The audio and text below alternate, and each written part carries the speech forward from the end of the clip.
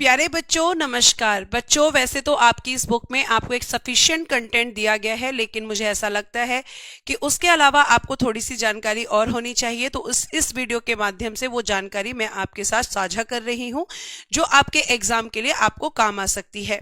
प्यारे बच्चों, आप सभी लोग गांधी जी के बारे में जानते हैं। गांधी जी, आपको ये भी पता है कि दक्षिण अफ्रीका गए थे। कब गए थे? तो 1893 में गए थे, एक गुजराती व्यापारी शेख अब्दुल्ला का मुकदमा लड़ने के लिए। जब गांधी जी दक्षिण अफ्रीका गए थे तो वहां पर एक नीति चल रही थी, रंग भेद की नीति, ठीक है, जिसमें काले और गोरे के बीच भेदभाव किया जाता था। जब गांधी जी दक्षिण अफ्रीका में थे तो वो किसी काम से डरबन से प्रिटोरिया जा रहे थे, और प्रिटोरिया जब वो जा रहे थे तो उन्होंने क्या किया कि ट्रेन में फर्स्ट कंपार्टमेंट, जो आपका A1 क्लास का जो डब्बा होता है, उसमें वो बैठ गए, जबकि वहां पर बैठना अलाउ नहीं था अफ्रीका की नीति के हिसाब से काले लोगों को। तो उन्होंने यहाँ पर जब वो वहां पर उसमें बैठे ट्रेन में, तो उनसे अंग्रेज अधिकारी आए और उन्होंने उठने के लिए कहा। तो उन्होंने कहा कि मेरे पास है और मैं यहाँ पर बैठ सकता हूँ।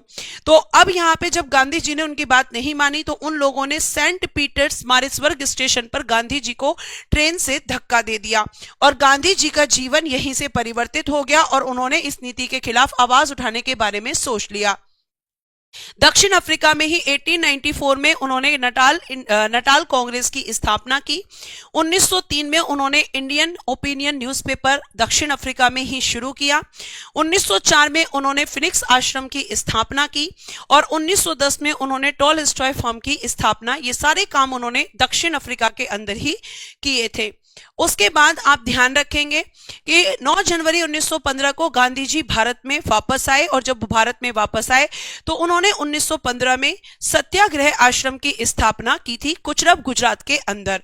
1917 में इस आश्रम को उन्होंने स्थानांतरित किया, ट्रांसफर किया, और इसे ले गए अहमदाबाद में साबरमती नदी के किनारे, और इस आश्रम को एक नया नाम दे दिया साबरमती आश्रम, यानी सत्याग्रह आश्रम, जिसका वर्तमान में जो सत्याग्रह आश्रम था उसकी स्थापना 1915 में हुई, और उसी आश्रम को 1917 में उन्होंने नाम दे दिया था साबरमती आश्रम। 1916 में भारत में गांधी जी का पहला जन भाषण हुआ था, और यह जन भाषण उन्होंने दिया था BHU यानी बनारस हिंदू विश्वविद्यालय या बनारस हिंदू यूनिवर्सिटी के उद्घाटन पर। BHU की स्थापना 1916 में पंडित मदन मोहन मालवीय जी ने की थी। उसके बाद हम देखेंगे 1916 में ही गांधी जी ने INC के लखनऊ अधिवेशन में भी भाग लिया था, जहां पर आपके गरम दल और नरम दल का एकीकरण हुआ था। मुस्लिम लीग और कांग्रेस के बीच भी समझौता हो गया था, और इसी अधिवेशन में बाल गंगाधर तिलक जी ने कहा था, स्वराज मेरा जन्मसिद्ध अधिकार है और मैं इसे लेकर रहूंगा।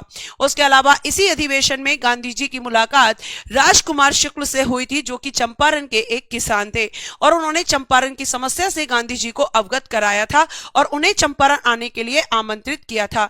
चंपारण बेटा जी बिहार में पड़ता है। जब गांधी जी को पता चला तो 1917 में गांधी जी ने चंपारण आंदोलन किया। चंपारण आंदोलन का नेतृत्व उन्होंने किया। जब वो चंपारण पहुंचे तो उन्हें पता चला कि वहां पे जो समस्या थी वो क्या थी, 3 कठिया पद्धति, यानी यहाँ के किसानों को 3/20 भाग पर नील की खेती अनिवार्य थी। किसकी खेती? 3/20 भाग पर नील की खेती अनिवार्य थी, ठीक है।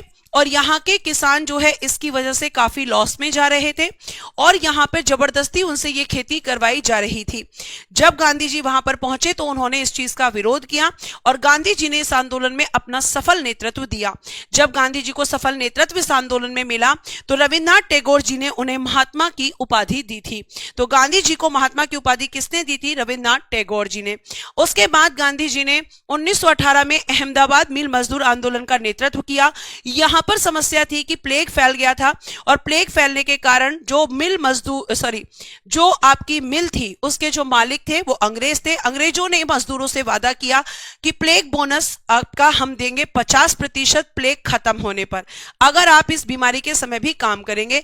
मजदूरों ने काम किया, वादा कितने का था? 50% का। लेकिन जैसे ही आपका प्लेग खत्म हुआ तो प्लेग खत्म होने के बाद उन्होंने कहा कि हम केवल आपको 20% देंगे। इसी चीज का विरोध अहमदाबाद में मजदूरों ने किया, और गांधी जी इस आंदोलन में शामिल हुए। गांधी जी ने 35% पर समझौता करवाया। और आपको ध्यान रखना है कि इसी आंदोलन के दौरान गांधी जी ने पहली बार भूख हड़ताल का प्रयोग किया था और यह भूख हड़ताल प्यारे बच्चे 21 दिन की थी।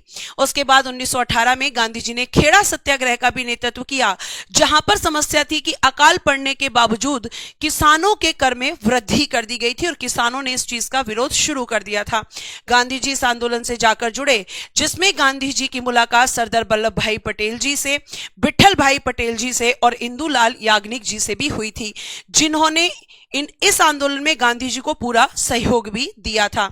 इस आंदोलन में गांधी जी ने कहा कि जो समर्थित किसान हैं, जो आपको टैक्स दे सकते हैं वो आपको टैक्स देंगे, लेकिन जो समर्थित किसान नहीं है वो आपको टैक्स नहीं देंगे। फिर बेटा जी एक आता है 1928 में बारदोली सत्याग्रह, जिसका नेतृत्व सरदार वल्लभ भाई पटेल जी ने किया था। यह आंदोलन भी किसानों की समस्या से संबंधित था। समस्या थी यहां पर भी कर में वृद्धि। इस वृद्धि को सरदार वल्लभ भाई पटेल जी ने कम करवाया और यहां की महिलाएं सरदार वल्लभ भाई पटेल जी से बहुत खुश हो गईं और खुश होकर बारदोली की महिलाओं ने इन्हें सरदार की उपाधि दे दी थी।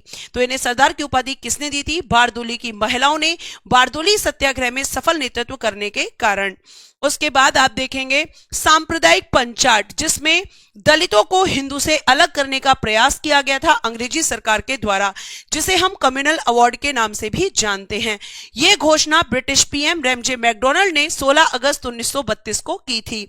इसी के विरोध में गांधी जी ने यरवदा जेल में भूख हड़ताल को शुरू कर दिया था और फिर गांधी जी और अंबेडकर जी के बीच सितंबर 1932 में पूना समझौता भी हुआ था।